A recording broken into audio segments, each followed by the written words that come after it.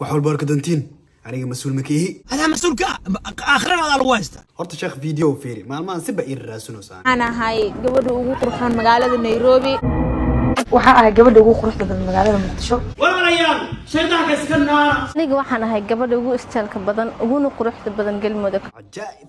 war quruxdeedu waa u jeedaa way iska muuqataa ورا ذكال الشيخ وحدود مغلوس مية شيء دانكس كنار shaydaanka iska naar أنا قروح بدنا وإي جدا adeeray gacaliso qaraa iska tuurin أنا أيضا أهوا كقروح بدنا سامي سنة walaalay adoo sharaf la igu khaldamin شيخ وحا حقيقة قف والبا إنه ربو قبر قرحون أنا قبر قرحون على الربا وحا ودارن كرا أديقنا قبلها قرحون هاكو هاي ستيت dhilay ma yaanu adeer sa igu khaldamin وات tanaa qurux badan maba rababa yaalay si oo jecel baan jeclaa يا خيجيو بوطو ده يقدر يسد أنا هذيك واسمع قناة قبلي هذيك أنا وقلت لك تقولسنا نقول هذيك هذيك صورة هذا كبرنا جعلها رئيس أمريكا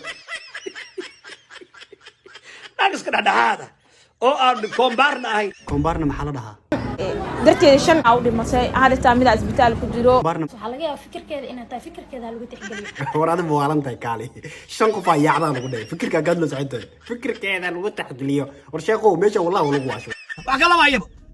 war wax kala ma hayaba tan wiil aad darteeda soo cabtay rag waxaa jiro oo aniga oo sun ii cabay oo 3-4 meelahaas gaarayo maxaa kugu wata walaalay ayagaa sunta cabay ani ma dhahay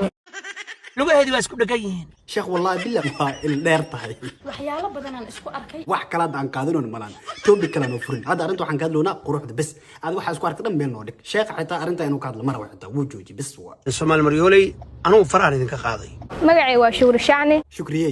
nagar aan naqo video waa soo xirnay sheekh xitaa waa ka xanaajiseen hadii aad dhihi rabtid gabadh ugu qurux badan Soomaaliyan ahay bas booska soo ku gelinayna hadii wax kala ahaysid sheekh nagu soo celi kartid